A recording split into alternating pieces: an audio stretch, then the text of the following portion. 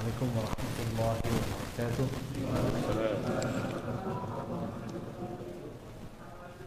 Alhamdulillah rabbil alamin.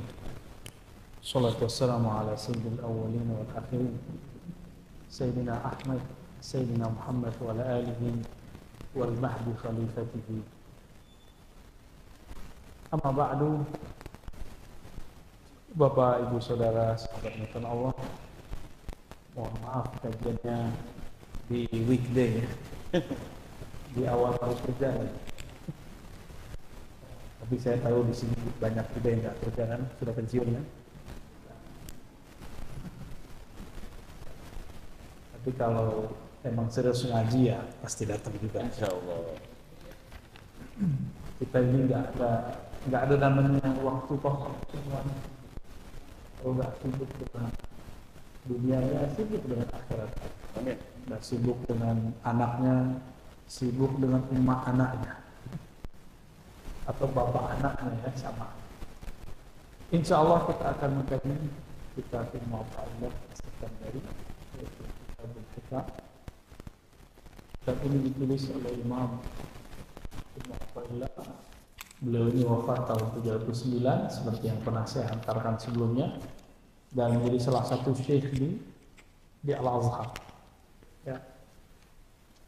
Kalau di beberapa majelis Al-Badr yang malam minggu itu sudah mau selesai itu. Maka kita mulai saja dari awal ya. Kita mulai dari awal hikmah pertama. Sebelumnya mari kita baca surah Al-Fatihah. Semoga Allah membuka hati pikiran kita semua untuk mempelajari ilmu Al-Fatihah. Ya.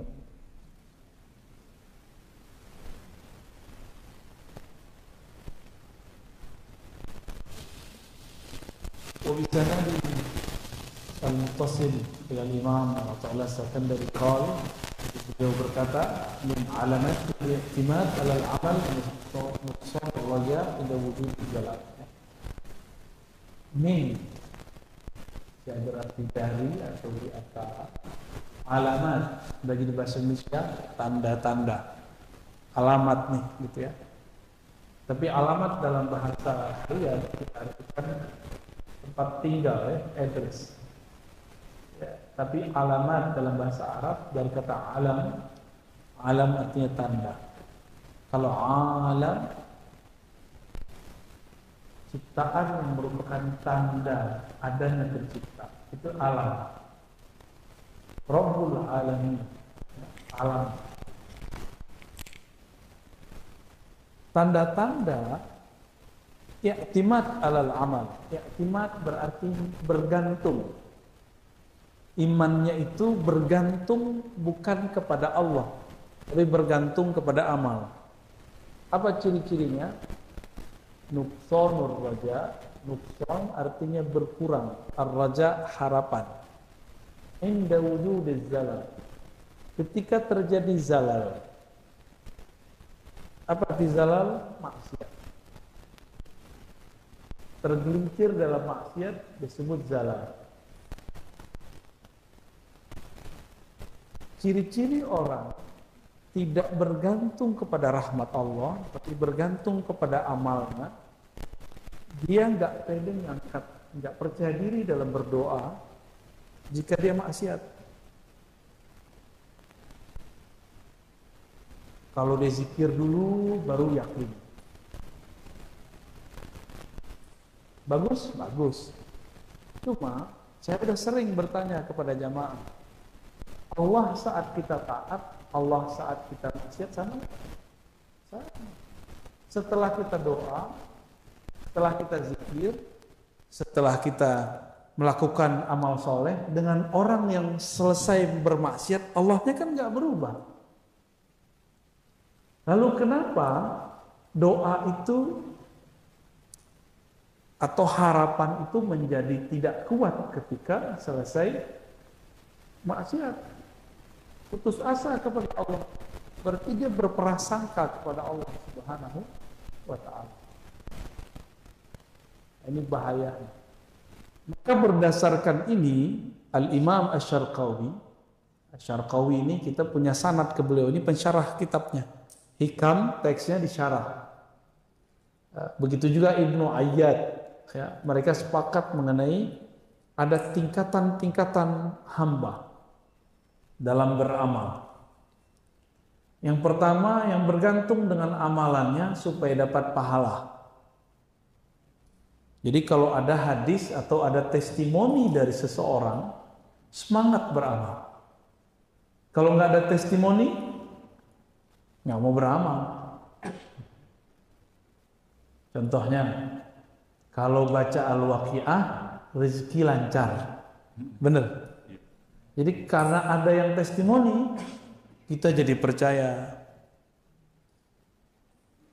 Coba kalau nggak ada yang testimoni, masih percaya nggak? Nah itu masalahnya. Bapak ini datang ke Kiai, Pak Kiai, saya ini ada hajat, anak saya mau masuk ini. Apa yang harus saya buat Kiai? Kata Kiai, puasa 7 hari. Loh apa hubungannya? Takdirnya kan sudah ada. Dia mau puasa nggak puasa sama aja. Ya. Jadi kita ini sering terlalu bergantung kepada amal, tapi tidak bergantung kepada rahmat Allah Subhanahu wa taala. Orang-orang ini kalau disampaikan kepadanya mengenai pahala-pahala, rahasia-rahasia, senangnya bukan main. Jadi orang begini ini hobi wiridan, tapi pengen dapat pahala-pahala. Ustadz banyak level ini, Pak. Ustadz banyak level ini. Amalnya amal fisik. Ibadahnya ibadah fisik. Maka ketika ada persoalan akhir zaman, apa kata mereka? Oh ini sudah akhir zaman, sudah banyak kekacauan. Mari banyak-banyak ibadah. Ibadah apa? Ibadah fisik. Yang nggak nyambung. Kalau akhir zaman, yang diperlukan bukan banyak ibadah, tapi banyak ma'rifat.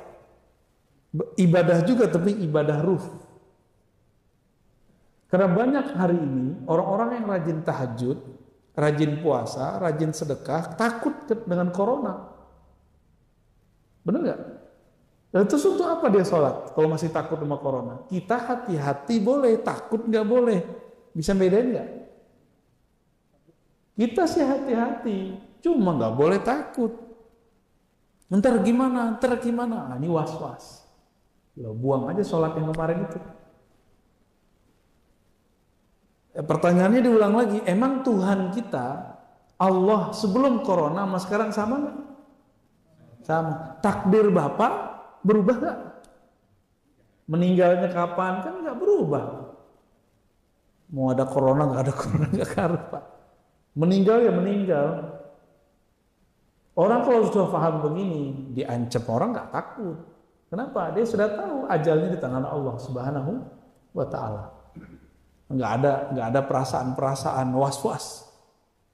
Jadi was-was itu muncul karena kurang berbaik sangka kepada Allah Subhanahu wa Ta'ala. Ini level pertama nih. Ini kalau disebut di kitab tuh level ubad. Ahli ibadah tapi tidak berilmu. Ahli ibadah tapi tidak mengenal yang disembah. Jadi orang begini, dia berpikir ibadahnya bisa beli surga. Gimana Pak? Orang-orang begini nganggep ibadah dia selama ini bisa menyelamatkan dia. Maka saya kaget sekali ketika ada seorang pendakwah ngancem-ngancem aparat, terus bilang, saya sudah dakwah sekian tahun, saya sudah ibadah sekian tahun. Macam-macam kalian nama saya. Loh apa urusannya mau diibadah berapa ribu tahun tidak ada urusan. Kalau kita tersinggung gak usah bawa ibadah kita, itu gugur Pak langsung. Kalaupun dia sudah ibadah 1000 tahun, gugur dia ngomong begitu. Saya tunggu di dalam kubur. Lah apa urusannya? Ini hati-hati nih begini-ginian ya. Hati-hati Pak yang begini-ginian. Ibadah kita yang gak khusyuk itu dibanggain. Lucu gak? Khusyuk gak Pak sholat isya tadi? Kusut ya. Baik. Jadi ini ahli ibadah, rajin ibadah karena ada testimoni. Ibarat orang kerja, jika ada lemburan dapat tunjangan, dia mau lembur. Jiwanya mental karyawan. Jadi ini ahli ibadah mental karyawan. Paham maksudnya? Coba, udah lembur, tunjangan nggak turun, ngeluh nggak? Besok masih mau lembur nggak? Nah ini nasibnya orang ini. Dapat testimoni dari orang, baca waqiah ya, penting biar rezeki lancar. Dibaca sama dia. Udah 7 hari, nggak ada efek. Rezeki masih gitu-gitu aja. Udah 9 hari, terus udah mau 40 hari. Padahal baru dibukanya 40 hari.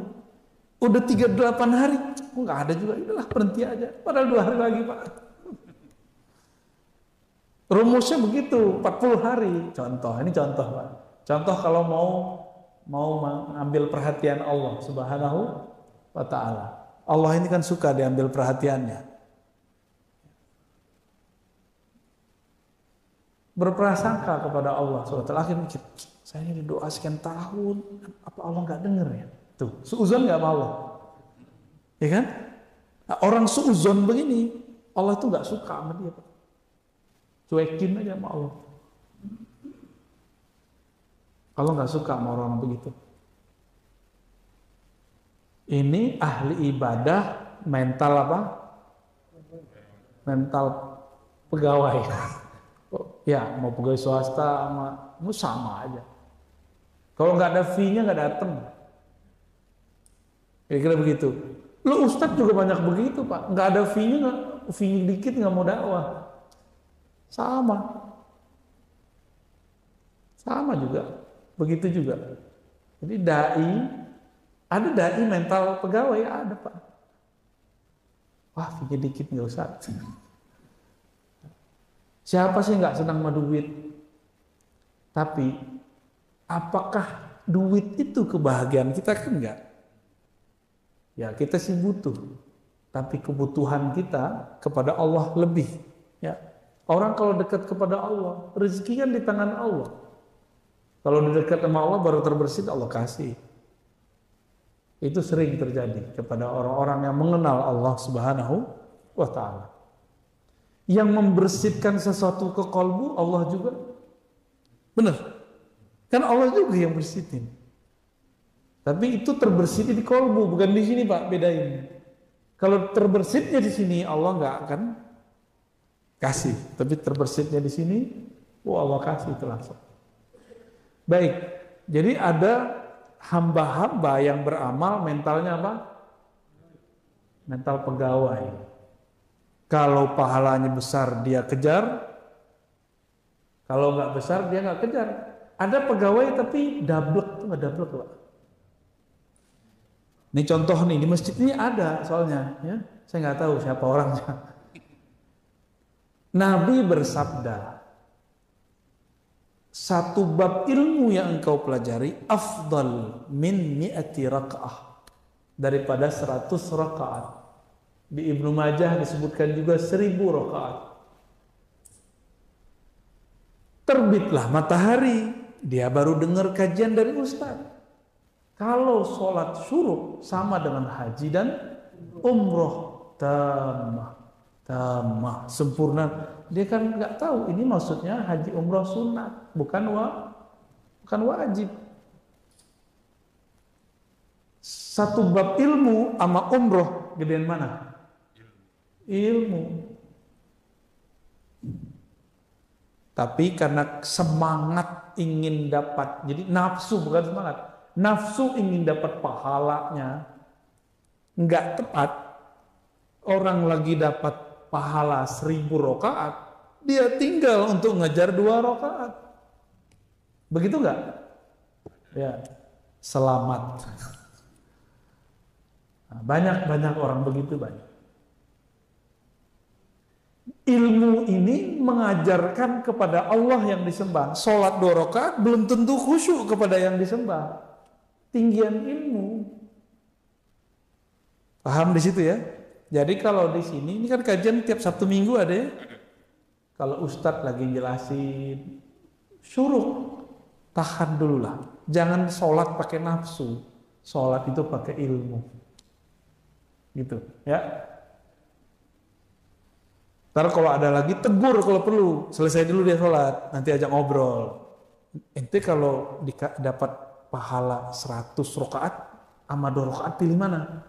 100 dong. Nah baru kita ngobrol. Tahu nggak gitu ya? Sesekali dicandain aja Pak ya. Ya mungkin ini kan nggak hadir semua nih. Ntar begitu lagi.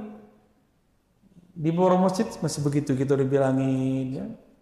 Padahal dia dengerin kita ceramah. Lagi sholat kita ulangin biar dia nggak khusyuk sholat. Dikerjain Pak. Yang kedua, tingkatan kedua orang dalam beramal itu tingkatan muridin. Muridin itu apa? Orang yang punya keinginan yang luhur tapi belum sampai kepada puncaknya. Itu muridin, murid. Apa keinginan orang ini? Jadi Bapak ini kalau pertanyaannya sudah begini, Ustadz, bagaimana cara khusyuk? Nah, itu berarti sudah masuk ke level ini. Tapi kalau pertanyaannya, Ustadz, ini gimana hukumnya? Kalau begini boleh nggak? Nah, itu berarti level 1 tuh. Ini pahalanya apa gitu? Ya, itu berarti level 1 tuh. Tapi kalau sudah level 2, Ustaz, kalau saya apa yang membuat saya bisa mengenal Allah? Apa yang membuat saya bisa hidup tenang? Oh, berarti orangnya sudah mulai makhluk ruhani. Orang ini sudah mulai disebut makhluk yang ruhani. Dia sudah mulai mengenal nilai hidupnya bukan hanya materi, tapi sudah mulai imateri. Bapak kerja, berangkat pagi, pulang sore, bahkan pulang malam. Rumah bagus, mobil bagus, tapi waktu bersama istri, kita pulang, istri sudah tidur. Kita berangkat, istri pun belum bangun. Kayak gitu bahagia nggak? Bahkan pulang itu cuma sesekali. Seminggu itu paling cuma sehari 2 hari. Bahagia nggak begitu? Nah kalau dia sudah mulai mencari kebahagiaan, dia pasti kemudian mikir-mikir gimana caranya untuk supaya tidak begini. Duit udah banyak, rambut mulai beruban, badan mulai rentan, badan mulai sakit-sakitan. Belum menikmati sudah kena corona, mati Pak. Jadi mulailah nikmati hidup. Ya. Jangan pelit, tabungannya itu dipakailah untuk makan. Itulah rezeki kita. Dibawa keluarga makan. Mulai berbagi dengan orang sekitar. Rezeki Bapak itu bukan yang Bapak simpan di dalam bank itu loh. Itu belum tentu rezeki kita tuh. Percaya sama saya. Bisa jadi habis ini mati kan? Itu bukan kita. Belum tentu juga buat istri kita, belum tentu juga buat anak kita, karena diambil orang. Jadi yang kita simpan tumpuk belum tentu buat kita. Meskipun kita ngerasa aman. Enggak juga ya. Katanya dulu coba kalau saya punya tabungan 20 juta, nanti saya bagi-bagi deh. Sekarang bukan 20, udah 200 juta. Enggak juga dibagi-bagi. Coba kalau nanti 2M. Enggak juga. Emang begitu manusia. Emang selalu begitu Pak. Tapi orang ini sudah mulai mencari kebahagiaan. Jika dia orang yang dididik oleh seorang syekh, maka akan dia cepat meninggalkan fase ini. Tapi kalau enggak, sibuk mencari itu. Ada yang dia berguru tapi gurunya kurang pas. Akhirnya yang dicari adalah pengalaman spiritual, kasyaf.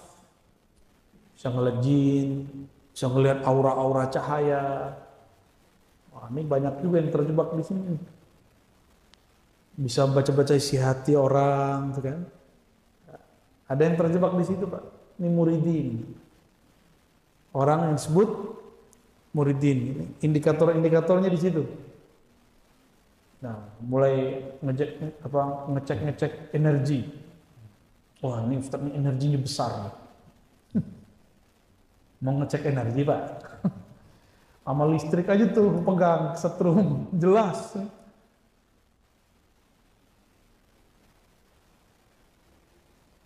Ini harus cepat-cepat ditinggal ini. Karena ini pun belum disebut hamba hakiki. Ya, harus naik ke atasnya lagi. Apa itu? Arifin. Orang-orang yang arif. Apa arti arif dalam bahasa Arab? Arif berarti orang-orang yang kenal kepada Allah. Orang-orang kenal beda sama tahu loh Pak ya. Bapak tahu Luhut? Tahu? Kenal nggak? Betul. Bapak kenal Joe Biden nggak? Kenal. Tahu doang, kenal mah enggak ya.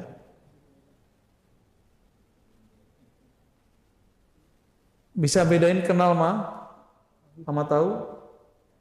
Bisa ya. Jadi tahu itu sekedar tahu. Tapi kalau kenal, kita sudah mulai mengetahui namanya. Ya, siapa dia, kita pernah bertemu lah minimal. Kalau tahu ya bisa tahu dari orang. Kalau kenal itu babnya sudah hakul yakin. Babnya sudah apa? Hakul yakin. Kalau tahu baru ilmul yakin. Udah pernah lihat Luhut belum? Anggap aja udah ya. Namanya ainul yakin. Baru lihat. Kalau hakul yakin itu kenal. Bahasa Arabnya ma'rifat. Orangnya disebut arifin. Orang-orang yang arif.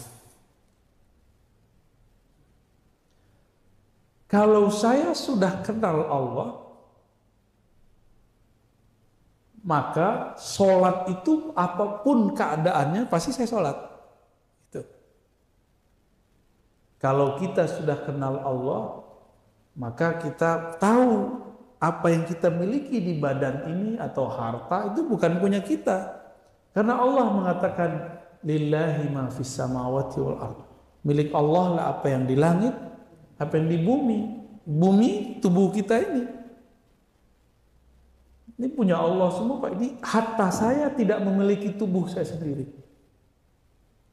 Bapak nggak nguli coba. Bapak udah ubanan Pak ya? Ya? Udah. Pernah bisa nahan nggak? Bisa nahan uban nggak? Nggak bisa. Bapak udah berapa Pak umurnya? Wah mantap Pak. Mulai keriput Pak ya? Serius loh Pak ya? Bisa nahan nggak? Kenapa kita nggak bisa nahan? Sunnatullah, bagus. Ini milik Allah, bukan milik saya. Maka Imam Junaid mengatakan mumpung masih ada hayat, terutama pemuda yang masih muda, banyak-banyaklah mengenal Allah. Banyak-banyak ilmu mengenal Allah. Banyak-banyak ilmu mengenal sifat-sifat Allah, nama-nama Allah Subhanahu wa ta'ala. Sehingga kalau tua, badan sudah nggak sanggup ibadah banyak, tapi kan batinnya sudah dekat. Jadi keliru Pak, saya mau banyak-banyak sholat nih pas pensiun, nggak kuat. Saya yang muda begini aja nggak kuat. Terus Bapak kuat sholat banyak-banyak seperti Imam Abu Hanifah. Sholat dari ba'da isya sampai subuh. Ada yang bisa kuat? Gak ada yang kuat. Imam Ahmad bin Hanbal, murid Imam Syafi'i, sehari itu ibadahnya 300 rakaat. 300 rakaat. Dia kenal kepada Allah. Imam Ahmad itu sudah sering mimpi ketemu Allah. Apa kata Imam Ahmad? Aku bertanya kepada Allah, bagaimana cara mendekatkan diri kepada Engkau ya Rabb? Allah mengatakan, bikalami, bacalah kalamku. Imam Ahmad nanya lagi, ini baca faham atau baca nggak faham? Faham tidak faham, bacalah kalamku, engkau akan mendekat kepadaku. Begitu. Dalam mimpi ini, dan itu ditulis dalam kisah beliau di Manaqib Imam Ahmad rahmatullah alaih. Maka beliau supaya kenangan mimpi bertemu Allah itu terulang, beliau sholat 300 rakaat. Sedari muda Pak. Pas umurnya sudah tua, kakinya sudah nggak kuat, 150 rakaat. Kalau dua rakaat 150, 75 sholat Pak. Gimana tuh kira-kira? Bid'ah nggak tuh? Kata sebelah bid'ah Pak. Imam Ahmad ahli bid'ah dong ya. Kelompok arifin ini menyembah Allah karena Allah berhak disembah, bukan karena ingin dapat pahala, bukan karena pengen masuk surga atau takut neraka, tapi karena ingin mendekat kepada yang punya surga dan neraka itu. Beda nggak? Surga dunia adalah kebahagiaan, ketenangan, khusyuk. Neraka dunia itu perasaan yang tidak nyaman. Perasaan tidak bahagia itu neraka dunia itu Pak. Gimana? Udah sering dapat neraka dunia belum? Kok nggak nyaman? Apa yang salah ini? Itu udah dapat neraka tuh, neraka yang didahulukan. Karena jauh dari nama Allah Subhanahu wa taala. Jadi bagi mereka arifin, neraka itu nggak usah jauh-jauh, kamu tinggalkan nama Allah. Tidak ada nama Allah yang kau sebut dalam dirimu, neraka sudah. Neraka dunia Pak.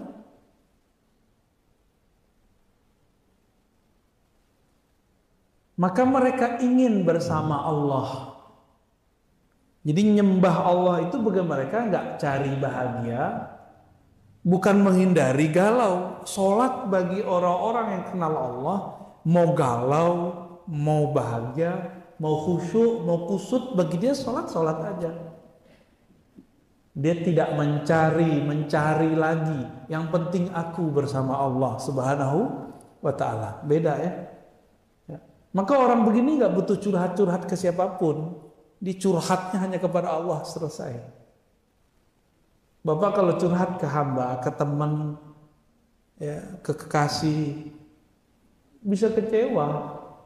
Apalagi ke ustadz. Ustadz sok sibuk, emang gak ada waktu. Hatta dia sama dirinya dia gak punya waktu kalau ustadz itu. Dia mu'alim, dia ngajar orang. Maka mulailah berdialog dengan Allah, perbanyak istikharah, sholat hajat.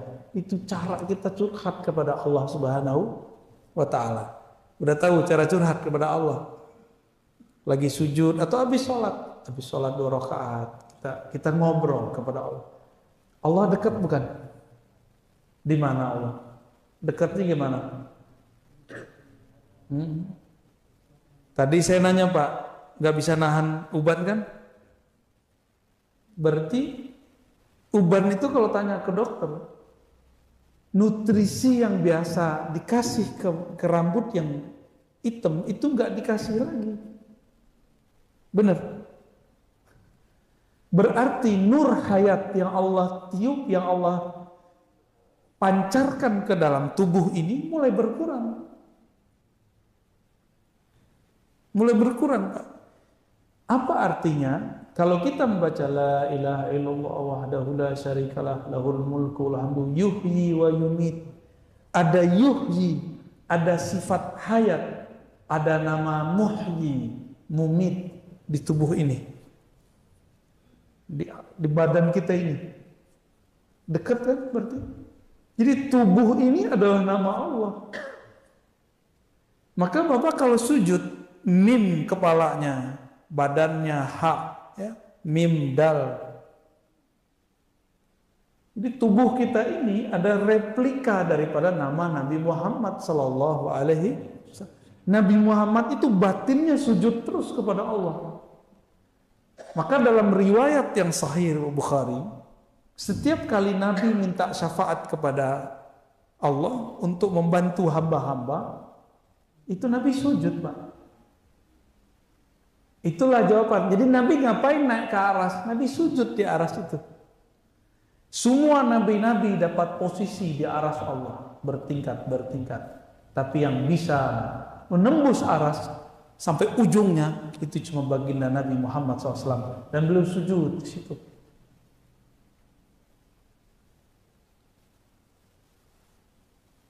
Itulah Nabi Shallallahu Alaihi Wasallam. Berarti Nabi naik ke aras bukan nemuin Allah. Allah bisa ditemuin di mana-mana. Jadi Allah itu ditemuin Nabi dalam keadaan sujud, nggak begini-gini, Pak. Kita kan ngira Nabi itu ketemu Allah berhadap-hadapan. Emang kafe aras? Enggak. Nabi kalau ketemu Allah sujud. Maka Nabi mengatakan aqrabu ma bainal abdi wa rabbih fis sujud. Sedekat-dekat hamba kepada Allah itu di dalam sujudnya. Sujud kita itu. Kalau Allah di atas, seharusnya pas berdiri dong dekatnya. Jadi yang di lantai 2 tuh, itu lebih dekat kepada Allah tuh, Pak. Itu kata imam sebelah. Orang yang sholat di atas gunung lebih dekat kepada Allah daripada di bawah gunung, kata dia begitu. Ya salam ya. Kalau gitu kita cari pesawat tiket nemuin Allah, Pak. Pakai pesawat ya.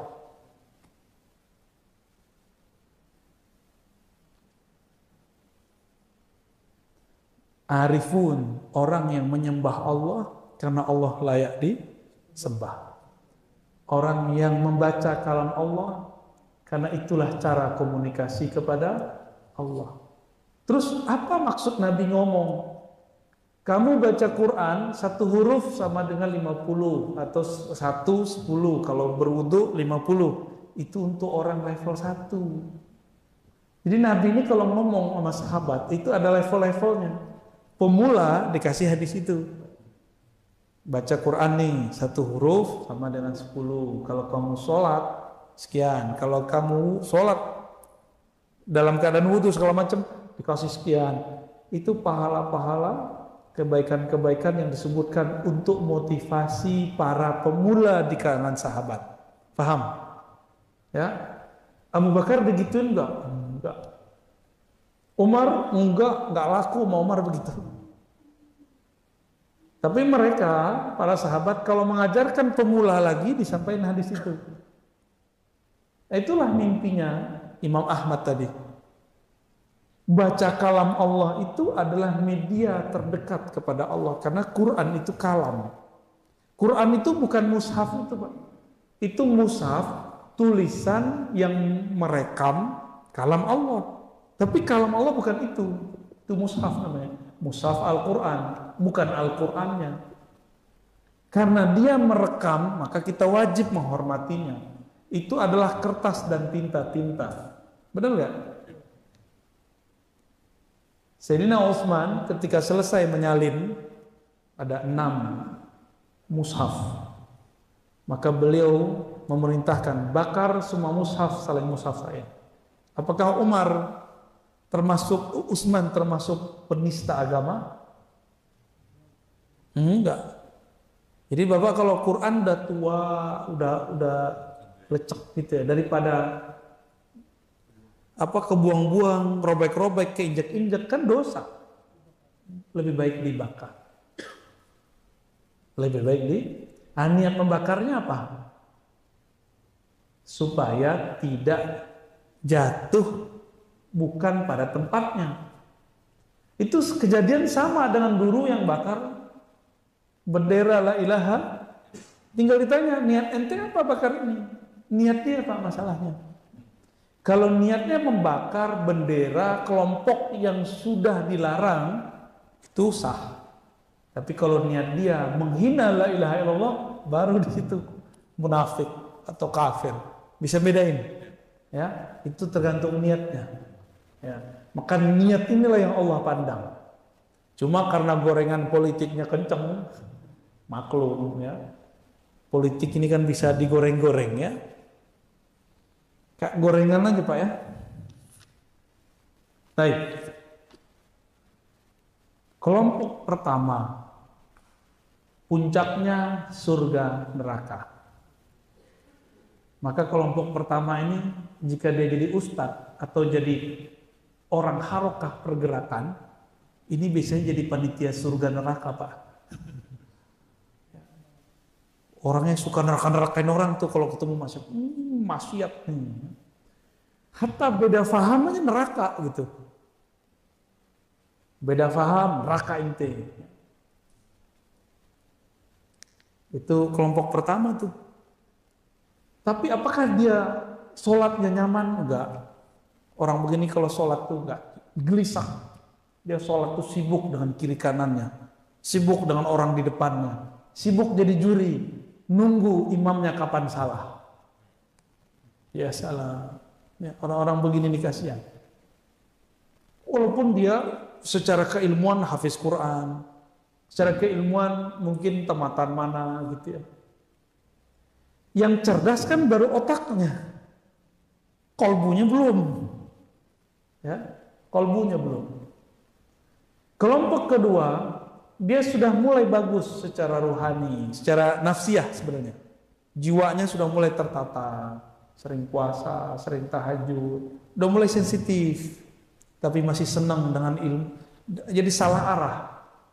Dikira kalau bisa baca isi hati orang, baca aura orang, bisa melihat sosok-sosok di sekitar orang, oh berarti itu udah hebat. Enggak, masih ada tembus di atasnya lagi. Arifin. Maka saya minta kepada Allah dari dulu cuma Allahumma arifni at-tariq ilaik. Ya Allah, tolong ajariku jalan mengenal Engkau. Itu yang saya minta dari dulu. Ya muqallibal qulub, wahai yang bolak-balik hati, sabit qalbi ala dinika wa ta'atik. Din itu ma'rifat artinya. Tetapkan hatiku dalam dinmu, yaitu mengenalmu. Wa ta'atik, sehingga aku taat kepada Engkau. Jadi kenapa kita masih durhaka kepada Allah? Karena kita nggak kenal Allah, itu aja masalahnya. Ya. Kita ini durhaka karena nggak kenal Dia. Bapak kalau kenal Dia berani durhaka nggak? Gak usah jauh-jauh deh. Ada orang mulia duduk Pak di depan. Bapak berani lewat ke depannya? Nggak berani lalu lalang. Kalau mengenal adab, ya. Tapi kalau nggak kenal, lalang aja. Lu siapa gitu? Nggak kelihatan, dia nggak tahu siapa. Nah itu bedanya. Apalagi kepada Allah. Kalau orang sudah tahu kenal Allah, Allah di Mekah, Allah di sini sama? Sama. Ya sama ya. Allah di kamar, sama Allah di masjid sama nggak? Berani nggak maksiat di kamar? Nggak usah deh. Berani nggak maksiat di masjid? Nggak berani. Terus kenapa berani maksiat di kamar? Karena kurang kenal kepada Allah. Sederhana tuh. Ya. Tapi adakah orang maksiat karena lupa, lalai? Nah itu beda lagi babnya. Berarti Allah buat dia lalai sejenak. Nah, itu beda bab. Maka ada pertanyaan kepada Imam Junaid, mungkinkah wali Allah melakukan perbuatan maksiat? Apa jawaban beliau? Itu takdir ketetapan Allah. Bahwa selain Nabi pasti maksiat. Selain Nabi pasti pernah maksiat. Jadi Bapak ini ngelihat saya bukan Nabi Pak. Pasti saya pernah maksiat. Saya ngelihat Bapak sama, Bapak bukan Nabi kan? Pasti pernah maksiat, benar gak?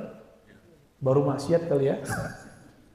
Enggak maksiat mata, maksiat telinga. Enggak maksiat telinga, maksiat lidah. Enggak maksiat lidah, maksiat kolbu. Kolbu enggak ketahuan. Ini jujur nih, pernah ngeremehin orang nggak? Tiap hari. Pernah merasa lebih pinter nggak dari orang jamaah di samping kita? Itu dosa besar itu Pak. Kiber namanya, sombong. Sholat terbersit nggak? Ingin disebut orang yang sholat? Udah kena itu sudah. Bukan riya namanya. Terbersit ingin disebut orang sholat. Jadi kalau sholat tuh langsung cari saf paling belakang imam. Tahu diri, mau duduk di belakang imam tuh tahu diri Pak. Sok soleh namanya tuh. Ya. Pantas nggak kita duduk di belakang imam nih? Yang di belakang imam ini orang yang siap gantiin imam Pak. Oh kecuali antum memang merasa pantas gantiin imam karena merasa ilmunya paling benar. Ya. Dan banyak yang begitu Pak. Dia kalau ngerasa ilmunya lebih baik langsung. Tapi ada yang nggak begitu, lagi jos, lagi semangat. Nah kalau ini kita rahmati, kita sayangi orangnya, kita kasih perhatian Pak. Dia lagi semangat nih belajar agama. 8 hadis, tuh tahapan soft pertama. Soft pertama itu kan bisa di ujung, bisa di sono. Jangan di sini. Pakai celana gunung lagi kan. Gak sopan amat sholat. Sholat dia pakai sarung. Nabi itu gak pernah sholat pakai celana gunung. Coba antum cari deh hadisnya. Ustadz, yang penting kan di atas mata kaki. Pakai sarung lebih enak di atas mata kaki. Tinggal diputer-puter aja. Yang pantas sholat itu. Apalagi pakai training. Yang paling lucu pakai celana dalamnya orang Arab. Tahu nggak celana dalam orang Arab? Itu yang putih itu. Ada yang pakai nggak? Mohon maaf nih. Sunnah Nabi pakai sarung, pakai celana boleh, tapi jangan pakai celana dalam orang Arab. Oh ini celana sunnah nih. Ya salam. Yang ngerti sunnah itu ahli hadis. Itu namanya ahli hadas. Ya. Kalau mau pakai gamis sekalian mau begini ya kan? Kalau nggak celana yang pantas. Kita kalau ke kantor celananya yang pantas, masa ke masjid celananya nggak pantas. Itulah makna ayat khudzu zinatakum inda kulli masjid. Ambillah, pakailah pakaianmu yang pantas ketika ke masjid. Bapak keren-keren kan ke masjid, ke kantor. Mau ketemu siapa di kantor? Ketemu makhluk kan? Ini mau ketemu Allah, masa nggak bagus-bagus? Jadi mulai besok pagi ke masjid tuh pakai baju yang bagus, nggak mesti baru, ya yang bagus. Ada Pak di sini yang sholat pakai celana gunung belakang imam? Mau bilang ada, nggak jadi. Nggak tega katanya. Itu bukan dimarahin Pak, disayang orang itu. Dikasih perhatian dia. Mungkin dia baru dapat hadis fadilah soft pertama. Kan kalau di Sahih Bukhari itu lafaznya begini. Seandainya manusia tahu, ya, law arafan nas, law aliman nas, ma fil azan wa saffil awal. Kalau orang tahu apa rahasia azan dan saf pertama, lastabaqu alaihi. Maka mereka akan berlomba-lomba untuk azan, diundi kalau perlu. Bapak itu undian rumah nomor berapa Pak? Angka jam A1 Pak Abdullah, Pak Abdurrahman, Abdurrahim diundi Pak. Kalau orang tahu rahasia azan. Tapi kan bapak ini sok kaya, bisa bayar merbot, gaya ya. Gregetan kita sama orang begitu. Ya. Tapi karena azan ini simbol Islam, nggak bisa juga kita pakai undi-undian. Kita carilah orang yang suaranya enak didengar. Kalau ngikutin Nabi berat, kata Nabi, ambillah muazin yang tidak minta tarif. Berat. Berat kan? Berat sekali. Kalau sekarang nggak ada orang begitu. Ada paling di pojok-pojok kampung. Nggak ada. Kita pengertian juga dengan muazin kita. Dia nggak minta, tapi kita fasilitasi. Tanda kita memuliakan beliau. Ini kan lucu ini para jamaah ini. Kalau guru les, guru private anak, dibayar mahal. Giliran guru ngaji, imam, bayarnya dikit. Akhirnya imam ini kurang ikhlas, wajar. Dompetnya Pak. Jadi dia sholat, Allahu Akbar, dompetku kecil ya Allah. Allahumma salli ala Muhammad. Wah, udah 8:30 ya.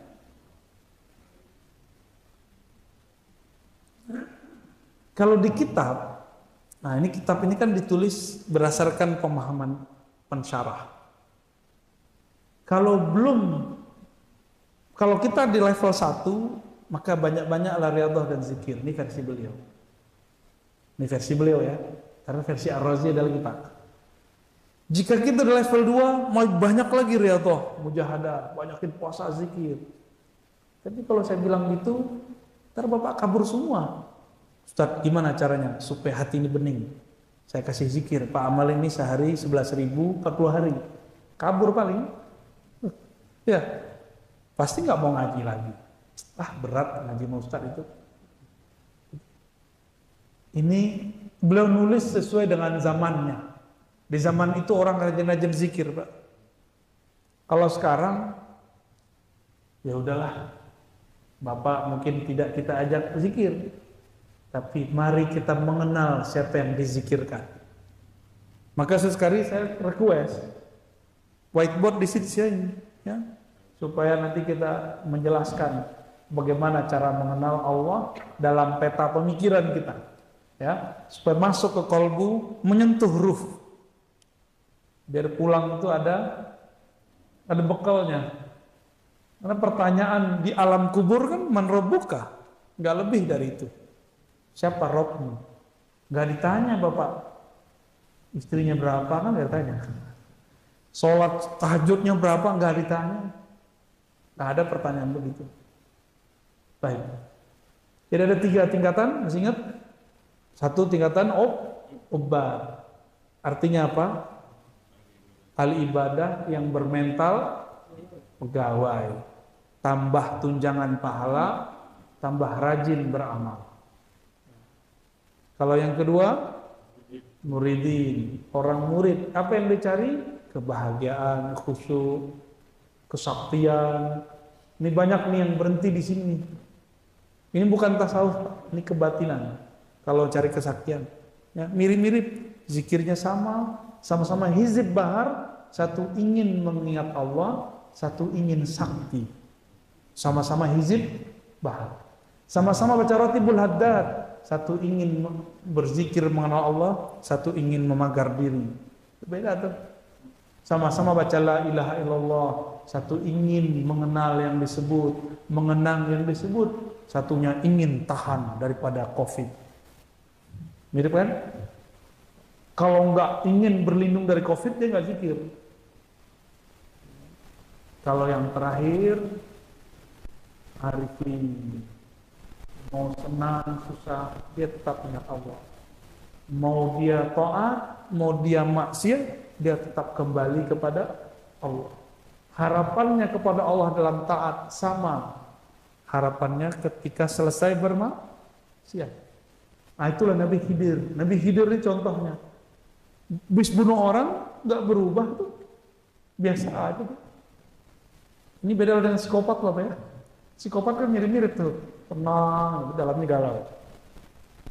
Arifin ini menyembah Allah karena Allah berhak disembah. Memuji Allah karena Allah berhak dipuji. Kalau yang pertama, memuji karena ingin ditraktir. Kalau yang ini, memuji karena Allah layak dipuji. Pilih mana Pak? Punya teman muji kita karena pengen ditraktir, atau dipuji oleh orang yang emang dia memuji kita, bukan karena apa-apa. Gimana? Mana yang bisa jadikan teman? Yang kedua, maka mereka disebut teman-teman Allah. Itulah ta'awullah. Mereka lah yang disebut wali Allah. Jadi sudah paham kriteria wali? Sederhana toh? Kesaktian ada di level 2, tapi di level 1 mereka nggak perlu sakti karena sudah bersama dengan Maha Sakti. Nah, kalau Bapak sudah paham begini, jangan salah lagi menilai wali. Wali itu arifin, bukan orang sakti. Ya, barangkali cukup Pak ya. Ada pertanyaan? Ya, Bapak. Silakan. Satu dulu ya. Saya mengenal tadi istilahnya, saya mengenal istilah tauhid, ada tauhid uluhiyah, tauhid rububiyah. Kemudian di buku Ustaz ada tauhid somadiyah, dan tauhid ahadiyah. Ya. Kemudian di tetangga sebelah ada yang menambahkan asma wa sifat dan uhniyah. Mohon penjelasan Ustaz, apa ini yang kita pelajari tauhid kenal Allah? Kalau yang mau serius nanti pakai whiteboard aja Pak. Oh baik. Karena nggak akan paham kalau nggak ada visualnya. Tapi saya jelaskan secara umum ya. Tauhid ahadiyah itu kul huwallahu ahad. Allah sendiri. Ahad itu artinya Allah sendiri, nggak ada siapapun bersamanya. Kalau as-samad, Allah ciptakan makhluk, makhluk itu memerlukan dia. Allah ciptakan aras, ar-roh yang memerlukan aras atau aras yang memerlukan Allah? Aras yang memerlukan Allah. Itu somadiyah. Ya. Somadiyah itu tauhid. Kalau dibahasakan bahasa awam umum disebut rububiyah. Ya, kalau ahad itu tauhid uluhiyah. Ini bukan versi sebelah Pak, versi ilmu ma'rifatullah. Ahad itu Allah mengesahkan dirinya sendiri dengan dirinya sendiri. Gak ada makhluk. Kalau as-samad, Allah mengesahkan dirinya sendiri lewat makhluknya. Jadi ketika Bapak sholat itu bab somad gitu namanya. Gitu ya. Al-Hallaj itu dia tembus kepada pemahaman ahad. Tapi dia lupa dia bertubuh jasad. Maka dia mengatakan anal haq. Tapi pas dia sadar balik lagi kayak biasa lagi. Cuma kalau lagi mabuk, ekstase, begitu dia. Sesi Jenar di negeri kita ya, itu sama tuh.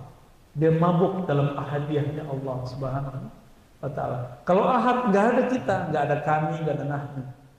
Kalau orang kebatinan masih ada kami. Di dalam diri kami ada Allah, tuh kan? Allah kecil dong. Itu orang kebatinan. Untuk apa lagi sholat? Allah udah di dalam diri. Siapa yang ngomong begitu? Orang kebatinan. Berarti Allah kecil nggak? Ya kecil lah, gedein dirinya kan. Kalimat-kalimat begitu berbahaya. Kalau sudah disebut Allah ahad, tiada lagi aku, tiada lagi kamu. Ya. Tiada makhluk, yang ada hanya Allah. Oh kita nyatu, enggak ada penyatuan. Memang kita nggak ada. Di sisi Allah itu kita nggak berarti. Di sisi Allah kita tidak berarti. Itulah ahad. Bapak dari kemarin ngerasain nggak punya bayang-bayang? Nah kira-kira begitulah. Tapi jarang lupa, jarang inget ya. Kalau nggak saya ingetin kan nggak inget. Seumur hidup nih, merhatiin nggak bayang-bayang kita? Kecuali lagi jadi anak kecil, main-mainin bayang. Nggak penting kita ini sama Allah. Maka carilah perhatian Allah Subhanahu wa Ta'ala. Nah itu. Kalau yang sebelah itu nanti kita jelaskan Pak, perbedaan uluhiyah, rububiyah versi kita dengan mereka. Ada perbedaan mencolok. Jauh dari kita. Ya. Silakan.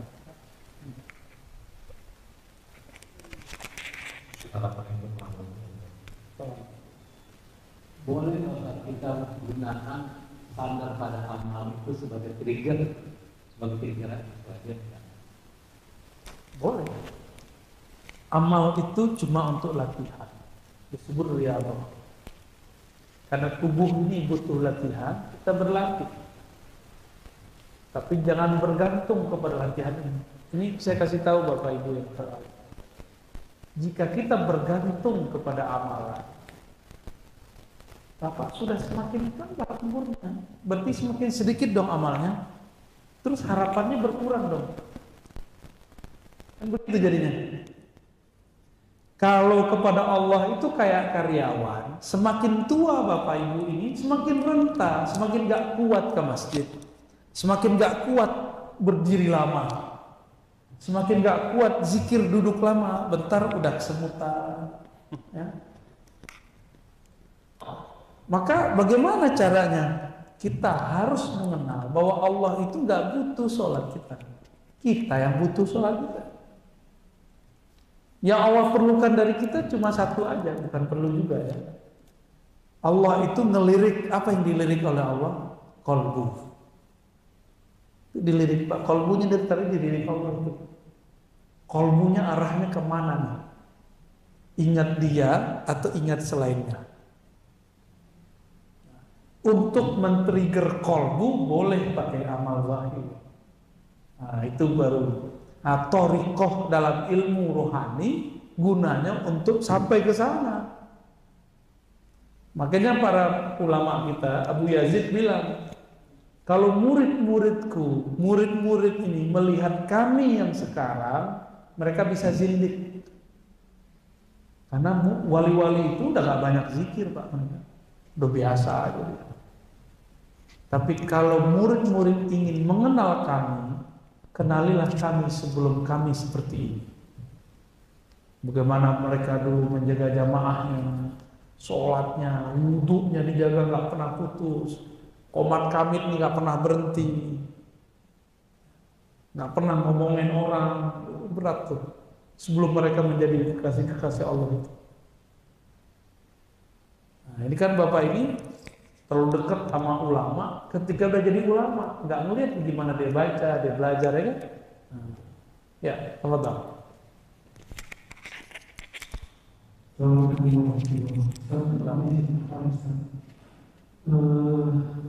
Yang dari Ustaz kasih tahapan tadi Ustaz, apakah mungkin Ustaz secara singkat seseorang bisa mencapai arifin Ustaz? Tidak melewati tahap tadi. Jadi tidak ini sudah tiba-tiba dengan akal itu tiba-tiba dia udah sampai makrifat arifin. Oke. Bisa nggak Bapak tiba-tiba nyampe ke Mekah? Bisa nggak tiba-tiba kita selesai S3 tanpa kuliah S1? Tapi ada namanya doktor honoris causa. Ya. Terus gimana supaya bisa cepat sampai di sana? Ikutlah kendaraan orang yang sudah sampai. Itu cara cepatnya. Jadi supaya Bapak nggak mampir dulu jadi muridin, ikut pesawat arifin. Paham maksudnya? Supaya nggak diputer-puter dulu sama GPS, sama orang aja, langsung sama dia. Udah sama saya, langsung jalan nyampe kita. Dia tahu jalan-jalan tikus. Kalau GPS, jalanlah ada portal, putar lagi, kira-kira begitu. Jadi caranya gimana? Bapak harus berburu dengan wali, minimal pangkatnya Al-Qutub. Karena dia sudah bertemu Allah Subhanahu wa ta'ala. Wali kutub itulah yang disebut arifin. Tidak semua wali sampai makamnya kutub. Kutub itu poros, Allah itu memandang kalbunya. Dia sudah pernah bertemu Allah. Dalam sebuah riwayat ya. Waman ra'allah lam yu'adzibuhu. Siapa yang sudah memandang Allah, maka Allah tidak akan menyiksanya. Cuma saya teliti nih riwayatnya tidak sampai derajat sahih. Namun sesuai maknanya dengan hadis-hadis yang sahih. Kita kan nggak bisa memandang Allah. Terus apa makna riwayat? Siapa yang melihat Allah, Allah tidak menyiksanya? siapa yang dipandang kalbunya oleh Allah dengan rahmat, di saat itulah dia memandang Allah. Sesuai dengan hadis Sahih Bukhari. Jadi hamba-hamba yang Allah pandang, ada Pak hadisnya. Nazarallahu ilaihi. Ada hamba-hamba yang Allah tidak pandang dengan rahmatnya. Jadi kita ini, kapan kita bisa memandang Allah? Jika Allah memandang kepada kita. Kapan kita bisa ingat Allah? Ketika kita disebut oleh Allah. Jadi Bapak ini kalau zikir, terkoneksi lisan sama kalbu, itu Allah lagi nyebut kita tuh. Kan enggak? Tapi gimana caranya? Bapak harus punya mursyid. Ya, orang mau Mekah aja harus ada gaib. Mekah itu Pak, masih dunia itu. Ini kita mau ketemu Rabbus samawati wal ardh, Rabbu Makkah, Rabbul Arsy, Rabbu Ka'bah, pencipta Ka'bah, yang memuliakan Ka'bah ini yang mau kita temuin. Masa nggak pakai gaib?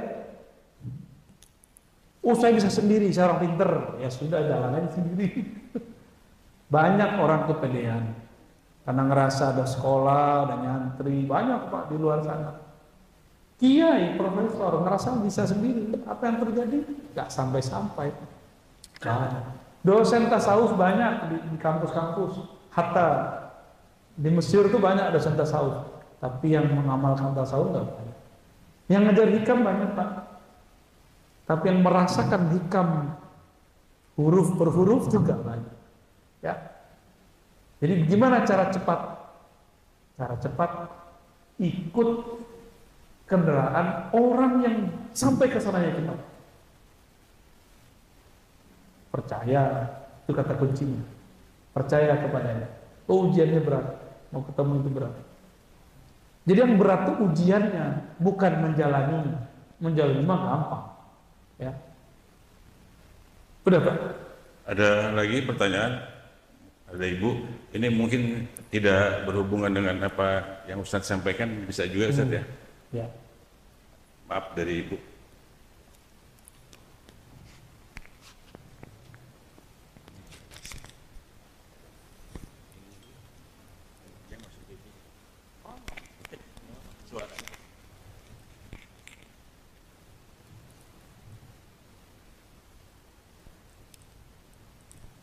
Assalamualaikum warahmatullahi wabarakatuh.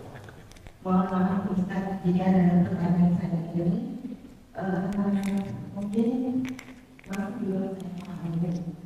Yang saya mau tanyakan dari Ustaz sampaikan, kalau kita tidak boleh bersandar pada tempat kita. Nah, yang saya jadi pertanyakan, bagaimana jika kita bersedekah, kita meniatkan dalam sedekah kita itu sesuatu yang diniatkan itu. Nah, apakah itu juga termasuk contoh? Saya sering dengar dari beberapa sharing di media, kalau kita sedekah subuh itu kita meniatkan sesuatu.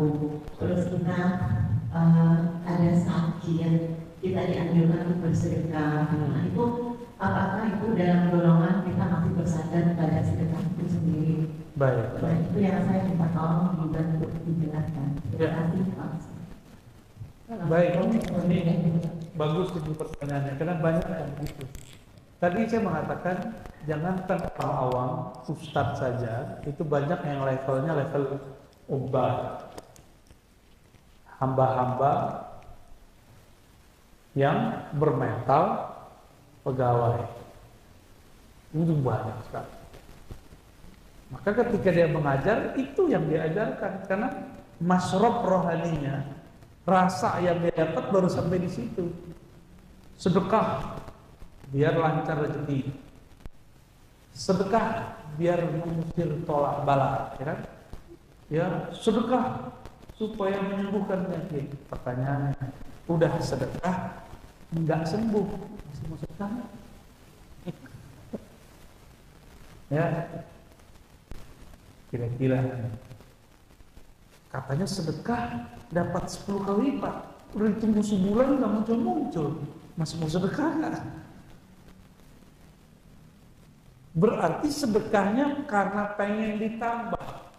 Disinilah kekeliruan. Saya sudah menyebutkan 2 atau 3 kali di beberapa majelis. Orang keliru membaca ayat ini. La in syakartum la azidannakum. Ini banyak yang salah. Suara sih enak, pemahamannya nggak enak. Jika kamu syukur, Allah tambah. Dia lupa, lafaznya itu kan syukur dulu, tambah itu nanti.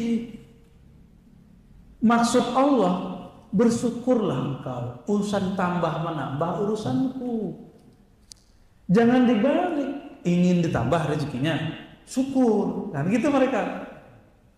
Kan begitu kan diajarin, mau nambah rezekinya, syukur. Ya salah. Allah mendahulukan kata syukur, bukan mendahulukan kata tambah.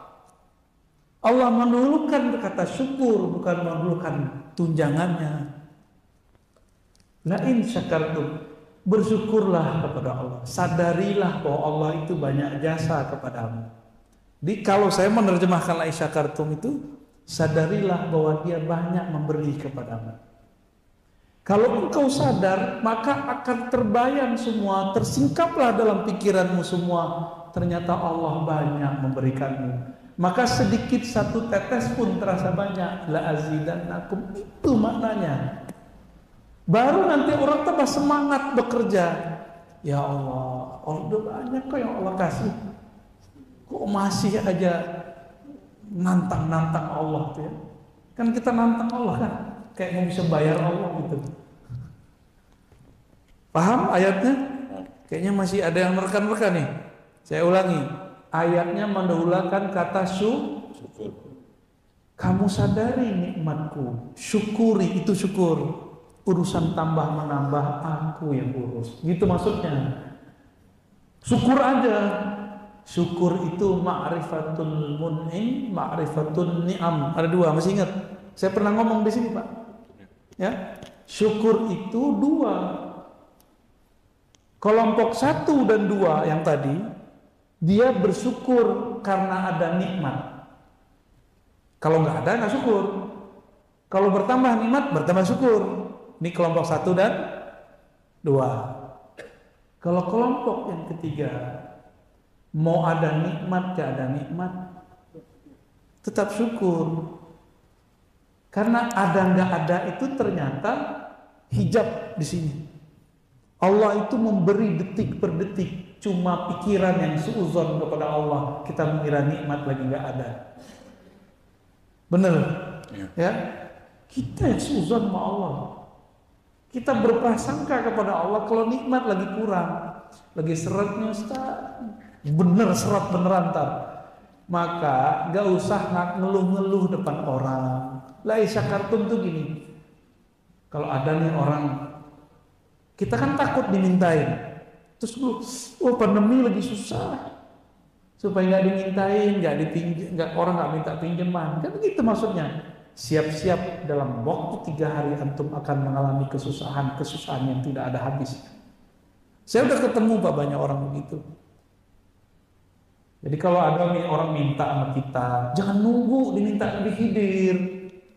Ini kan momennya, lagi di jalan ada yang minta, jangan lebih hidir nih, kasih ya. Emang kalau bukan lebih hidir nggak ngasih? Begitu. Emang kalau bukan malaikat nggak ngasih kita? Di Quran itu nggak ada ayatnya ngasih Nabi Khidir itu nggak ada. Nabi Khidir nggak butuh duit kok. Terus yang ada apa? Berilah orang-orang yang fakir, miskin, keluarga-keluarga dekat, itu yang ada. Jadi Bapak kalau mau menyadari Khidir, berilah orang-orang yang dekat. Bahkan orang meminta aja nggak dikasih. Nunggu mau ngasih Nabi Khidir, ya salam. Paham di situ ya? Ya, maka kita harus naik ke level yang tinggi, ma'rifatul mun'im, mengenal yang memberi. Kalau Bapak saya sudah kenal siapa yang memberi, sedikit pun terasa besar. Sedikit nih terasa besar. Cuma kalau belum kenal, wah ada tikus Pak. Buat kajian. Curut. Mau ikut ngaji dia. Ya. Ya, sudah. Ada lagi Bapak Ibu? Udah jam 9. Ustaz masih ada acara? Ya. Masih ada acara lagi? Oh enggak. Bebas Pak. Satu lagi Pak, Boleh. hubungan dengan pertanyaan Jironi tadi Pak. Bentar. Ini memang agak pertanyaannya agak sedikit. Jadi seolah Allah itu memerlukan untuk ekstensinya itu dia memerlukan diciptakan umat untuk menyembah dia. Loh, kok begitu? Ya kan apakah kalau tidak diciptakan umat itu Allah tidak menjadi Allah, tidak ada menyembah dia. Bahaya ini. Hanya itu Pak. Oh bahaya di mana? Bagus. Ini pertanyaan orang pintar begini. Ada ayat Wallahu ghaniyun 'anil 'alamin. Allah itu nggak butuh alam. Bapaknya alam kan. Ibadah itu muncul dari alam. Allah nggak butuh. Makanya dalam hadis yang sahih, yang panjang, kemudian ditaruh sebagai 42 hadis pokok dalam beragama oleh Imam Nawawi, dimasukin hadis itu. Ya, arba'in. Seandainya semua makhluk taat kepada Allah, tidak menambah kekayaan Allah. Yang nambah kaya kita. Seandainya semua makhluk itu maksiat kepada Allah, kufur kepada Allah, tidak akan mengurangi kekuasaan Allah. Terus untuk apa Allah menciptakan kita? Suka-suka Allah. Makanya dalam kalam-kalam qudsiyah ilham para ulama ditemukan. Jadi para ulama kita itu mereka dapat ilham bahwa Allah itu waktu menjelaskan ayat-ayat Al-Quran muncullah ilham itu. Salah satu ilham yang mereka dapat, Allah berfirman, kuntu kanzan makhfiyan. Aku ini perbendaharaan yang tersembunyi.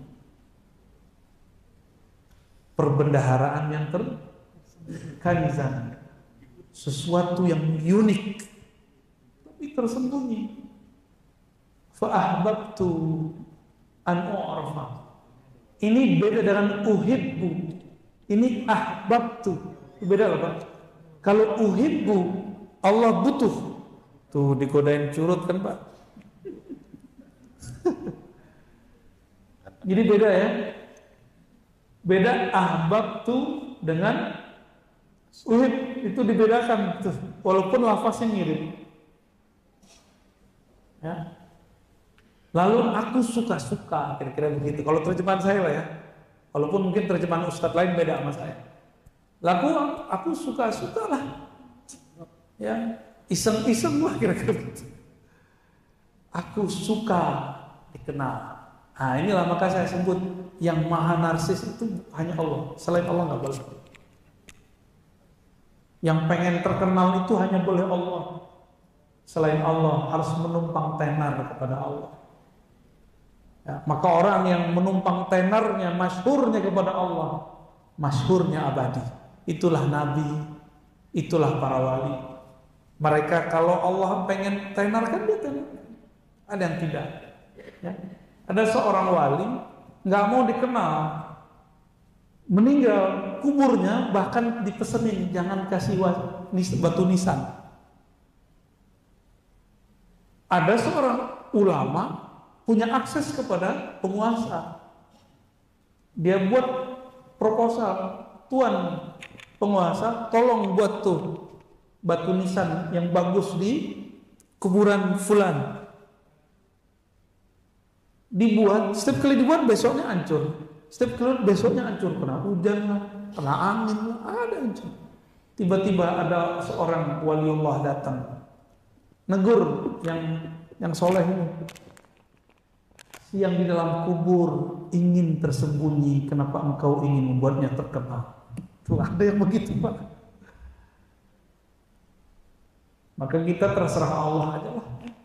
Allah maunya apa kita kasih. Suka-suka Allah. Aku ingin dikenal. Fa khalaqtul khalqa, maka aku ciptakanlah makhluk. Apa kalimat berikutnya? Fa arafuni bi, Lalu mereka hanya bisa kenal aku bi. Bi itu bisa artinya bi sababiyah, karena aku mengenalkan diriku, bukan karena dia menyembahku. Makanya saya dari awal udah sering mengatakan, lebih penting menyembah yang dikenal atau ibadah dulu. Mengenal dulu baru ibadah.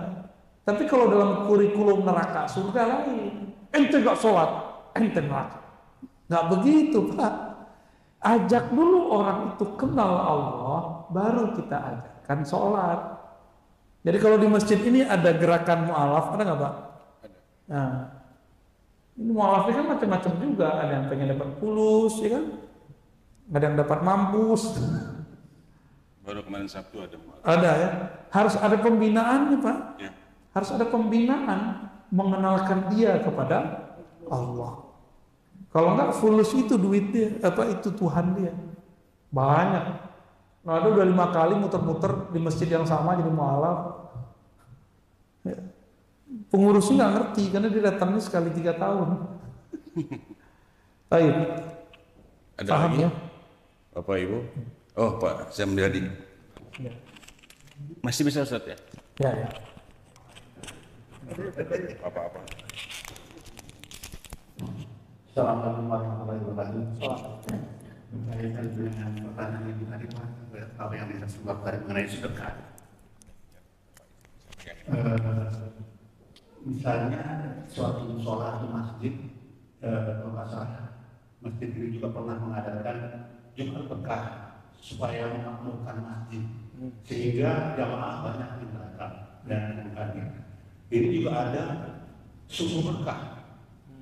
Jadi kita memberikan sesuatu kepada jamaah agar mereka bisa sholat di musola itu, bisa sholat di masjid tersebut.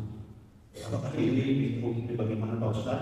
Karena yang kita lakukan, ternyata ini antusias daripada jamaah asal bisa bertambah jamaahnya, terutama suku berkah. Nah, dan sumbangan yang dari jamaah lain juga ada perhatian, dia akan menyumbangkan hartanya untuk suku berkah itu, untuk para jamaah yang hadir untuk sholat subuh berjamaah. Oke. Pertanyaan saya bagaimana hubungan kita ini, apakah ini bisa kita lakukan terus-menerus di sholat tersebut? Terima kasih Pak Ustaz. Wassalamualaikum warahmatullahi wabarakatuh. Assalamualaikum. Perlu digarisbawahi, kajian ini bukan untuk Bapak malas-malasan ibadah, ya. Jadi tidak bergantung kepada amal, bukan meninggalkan amal. Bedain ya. Tolong digarisbawahi, jangan salah paham. Jumat berkah, subuh berkah itu bukan bagian dari ini, tapi bagian dari trik Bapak berdakwah. Ya, trik berdakwah. Namun orang yang hadir mungkin dia terkena masalah ini. Dia datang karena ada makanan atau ada pembagian sembako. Untuk tahap awal boleh. Karena dia baru bab obat. Kenapa ke masjid? Apa namanya Pak masjidnya? Nikmah. An-Nikmah. Emang banyak nikmat di sana. Ya. Kita kalau subuh berkah dapat sarapan gratis. Kalau sarapan mah biasa Pak ya. Kita kalau sholat di situ dapat beras 5 kilo. Nah, Penuh. oh itu penuh besok tuh Pak. Untuk awal nggak apa-apa, nggak masalah. Tapi mau sampai kapan Bapak begitu kuatnya? Orang-orang ini jangan langsung dikasih, diajak dulu ngaji. Ya. Teman-teman saya berdakwah di beberapa wilayah, itu jamaahnya harus ada makan siang nih Pak, kalau nggak mau datang. Berarti dia sendiri begitu, sama. Beberapa ustadz juga masih begitu. Kalau datang pengajian itu, jadi bukan begitu ya. Biasanya pemerintah itu kan kalau Kementerian Agama ngundang orang, kan ada fee-nya Pak. Kan ada fee-nya dia datang, rame-ramein. Kalau nggak ada, nggak sah. Bapak ini kan makhluk yang datang sekarang, bukan makhluk yang lagi berharap materi. Ini kabar gembira nih. Bapak datang ini karena haus rohaninya. Karena al-ibarat aqwatul qulub.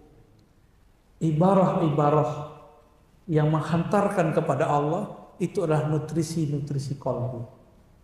Ini yang bikin Bapak bisa tahan. Ya, bukan karena sembako tadi kan. Sembako kan urusan perut. Kenapa kita jauh-jauh mau antri makan di luar? Karena kita mau merasakan, memanjakan lidah. Kenapa Bapak ini mau di jam yang seharusnya sudah istirahat, masih bangun? Karena ingin memanjakan kalbu. Maka sebagai kabar gembira, sering-seringlah begini, nanti kalbunya kenyang, masuk kubur dia bisa jawab apa yang akan ditanyakan kepadanya. Amin. Amin ya rabbal alamin. Ya. Tapi jangan senang dulu, ini belum seberapa. Ya, kalau kami ngaji dulu dari jam 12 sampai jam 3 sampai jam 4. Bapak gak kuat tuh Pak ya. Boleh, tapi semuanya ngorok. Ya, bangunnya kalau curut lagi jalan. Baik. Begitu Pak ya. Ya, cukup. untuk Ustaz bisa ditutup Mas. Baik Bapak, saudara sahabat yang akan Allah, kita bersyukur kepada Allah karena Allah menggerakkan hati ini, badan ini untuk menikmati kalam-kalam darinya, kalam-kalam dari wali-walinya. Kitab ini ditulis seorang wali Allah, Al-Arif Billah Ibn Ta'illah Sekandari. Semoga Allah mengumpulkan kita bersama nabinya, bersama wali-walinya, bersama guru-guru kita nanti. Allahumma syurna ma'a nabiyyina Muhammad sallallahu alaihi wasallam. Assalatu wassalamu alaika ya sayyidana ya Rasulullah. Salam atas engkau wahai baginda Nabi Muhammad. Salam atas engkau wahai penghulu alam semesta. Allahumma syfa'na bi syafaati nabiyika Mustafa Muhammad SAW. Ya Allah, berikan kami syafaat nabimu, syafaat yang besar, syafaat yang utama, sehingga kami la nuhasab wa la nu'azzab, sehingga kami tidak dihisab, kami tidak diazab. Amin ya rabbal alamin. Sallallahu alaihi Muhammad walhamdulillah. Assalamualaikum warahmatullahi wabarakatuh.